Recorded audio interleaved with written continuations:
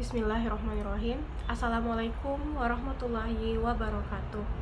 Hi everyone, my name is Raoda. I am from Faculty Economic and Islamic Business, State Islamic Institute of Religions, Palopo. Nama saya Raoda. Saya dari Fakultas Ekonomi dan Bisnis Islam, Institut Agama Islam Negeri Palopo. This video aims to fulfill the final grades of English course with the sporting lecture Mrs. Yuyun. Jadi video ini bertujuan untuk memenuhi nilai akhir semester mata kuliah bahasa Inggris yang dosen pengampunya adalah Mrs. Yuyun. On this occasion, I will discuss about modal verb.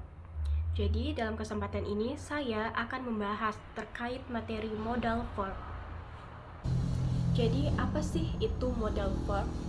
Modal verb adalah salah satu macam auxiliary verb. Modal digunakan untuk menunjukkan kemungkinan, kemampuan, larangan, izin, dan lain sebagainya. Modal verb ada 9. Yang pertama ada must, 2 shall, 3 should, 4 would, 5 can, 6 could, 7 may, 8 might, and 9 will. Namun, pada video ini saya akan memfokuskan untuk membahas 5 modal verb.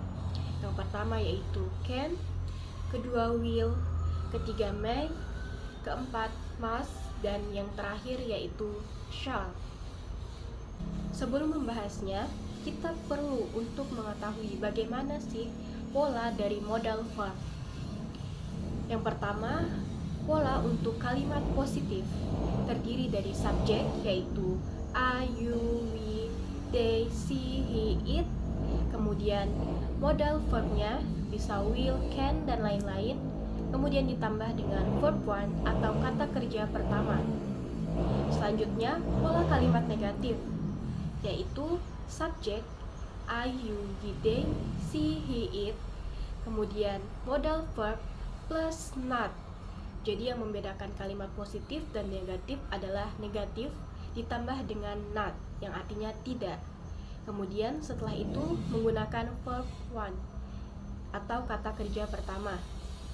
Terakhir, pola kalimat tanya atau interrogatif yang terdiri dari modal verb, subjek, lalu verb one atau kata kerja pertama. Modal verb yang pertama yang akan saya bahas adalah will. Will merupakan modal present yang artinya akan.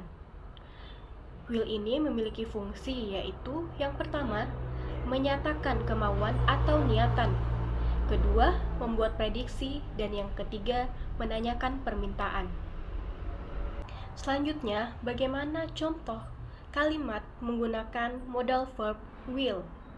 Yang pertama, bentuk kalimat positif, yaitu I will play badminton with Jaehyun.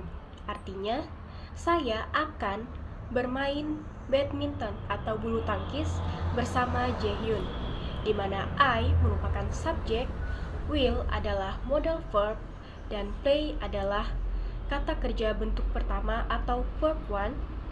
Lalu badminton with Jaehyun adalah keterangan tambahan.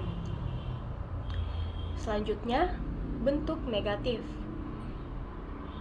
Bentuk negatif dari will yaitu contohnya I will not go to the party, yang artinya saya tidak akan pergi ke pesta, di mana I adalah subjek, will adalah modal verb ditambah not yang artinya tidak, kemudian go adalah kata kerja bentuk pertama atau verb one, ditambah to the party yang merupakan keterangan tambahan. Terakhir yaitu contoh kalimat interrogatif atau kalimat tanya, yaitu will you help me, di mana artinya adalah akankah kamu atau bisakah kamu menolong saya. Will merupakan modal verb, you merupakan subjek, dan help adalah kata kerja atau verb one. kata me merupakan kata tambahan atau keterangan tambahan. Selanjutnya, yang kedua yaitu modal verb can. Can artinya bisa.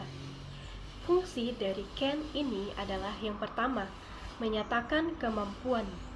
Yang kedua, meminta izin. Yang ketiga, menyatakan kemungkinan. Contoh dari kalimat menggunakan modal verb can. Yang pertama, kalimat positif. Contohnya, I can sing a song, di mana I merupakan subjek, can adalah modal verb, sing verb one atau kata kerja bentuk pertama, dan a song yang merupakan keterangan tambahan. Artinya adalah saya bisa menyanyikan sebuah lagu. Kemudian, contoh kalimat negatifnya yaitu I cannot drive a car, yang artinya saya tidak bisa mengendarai sebuah mobil.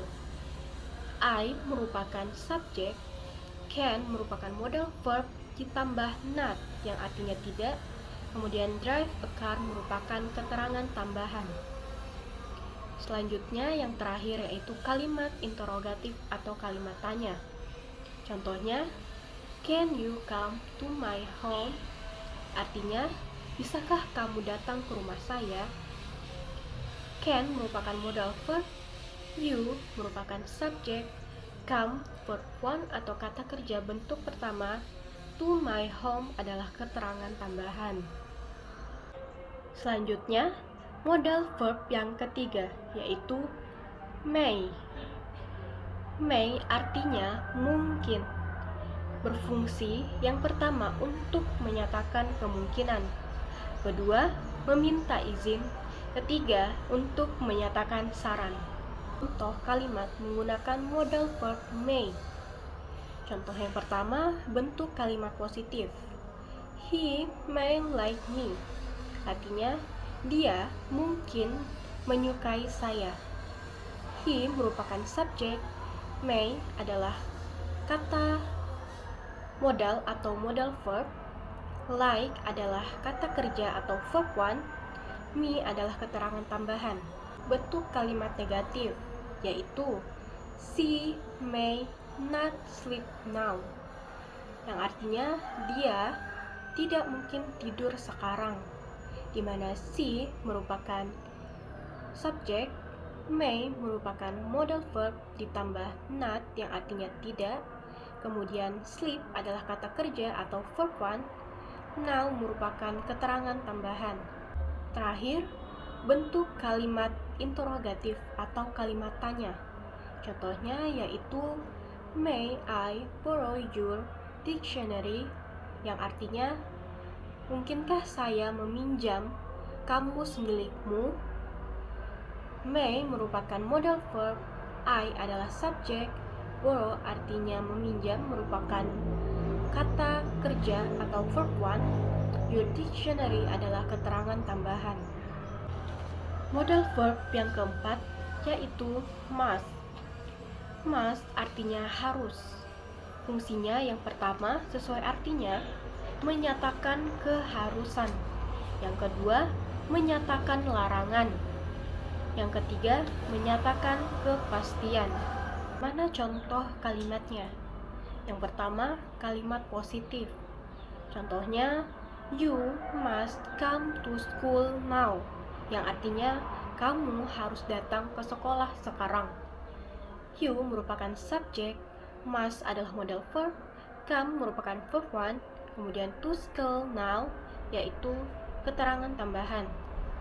Pola kalimat negatif yaitu she must not go to night party, yang artinya dia tidak boleh pergi ke pesta malam.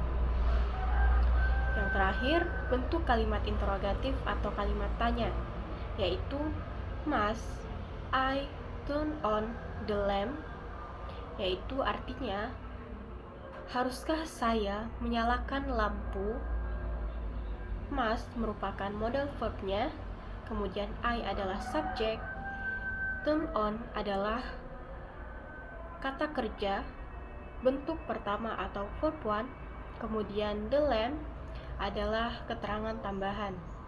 Kemudian yang kelima atau yang terakhir adalah modal verb, yaitu shall. Shall ini hanya bisa digunakan menggunakan subjek I dan we. Fungsi dari shall adalah yang pertama, menyatakan kewajiban, dan yang kedua yaitu menyatakan saran. Contoh kalimat dari modal verb yang terakhir ini adalah bentuk kalimat positifnya. We shall go out together. Artinya kita harus pergi keluar bersama.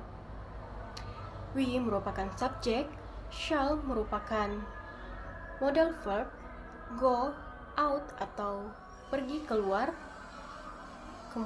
yang merupakan bentuk dari kata kerja pertama. Kemudian together adalah keterangan tambahan. Selanjutnya bentuk kalimat negatifnya, yaitu we shall not come faster, dimana artinya kita tidak harus datang lebih cepat, dimana we adalah subjek, shall modal verb, ditambah not yang artinya tidak, kemudian come artinya datang, faster artinya lebih cepat, merupakan keterangan tambahan. Yang terakhir yaitu bentuk kalimat tanya atau interrogatif. Contohnya, shall we tell the teacher now? Artinya, haruskah kita memberitahu guru sekarang? Shall merupakan modal verb, kemudian we adalah subjeknya, tell bentuk kata kerja pertama, the teacher now artinya keterangan tambahan. Itulah dia penjelasan dari saya terkait materi modal verb. Untuk kurang dan lebihnya mohon dimaafkan. Thank you for watching. See you. Wassalamualaikum warahmatullahi wabarakatuh.